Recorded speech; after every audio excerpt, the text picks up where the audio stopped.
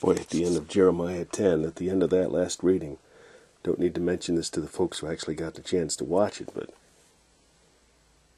or my thoughts video before it, but if you watch the thoughts video before the reading of Jeremiah 10, let me just say that when I was done with reading Jeremiah 10, I was about ready to read a lamentation. But since I don't have my regular Bible, I couldn't find it. I couldn't find them. I don't know where the Lamentations end up here. I'm guessing it's somewhere in the when we get into the captivity, of course. But I just said to the Lord, as I was still very choked up from the last reading, that if I hit one, I'll read it. I don't even care which one it is. I'll just read that one and cry. But I didn't find one. I don't know where they are in this chronological Bible. But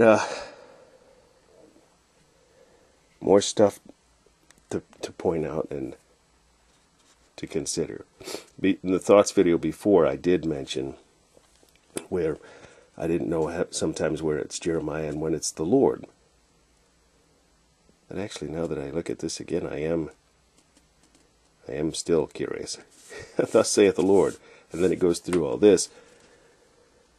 But then up here it says, "Forasmuch as there is none like unto thee, O Lord, thou art great, and thy name is great in might."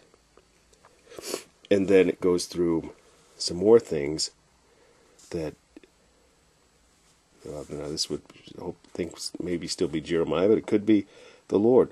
That the Lord is the true God, He is the living God, and the everlasting King. And it's talking about He hath uttereth His voice, but then over here, where this is what choked me up.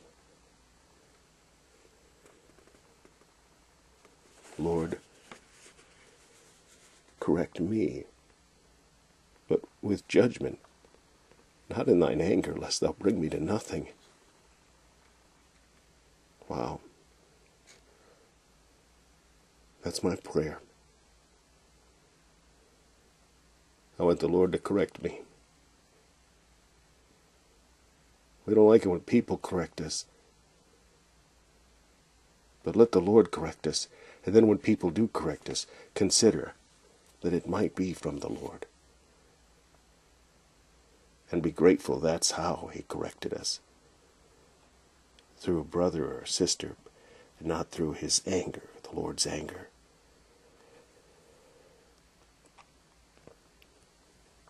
Now I'm going to correct some folks.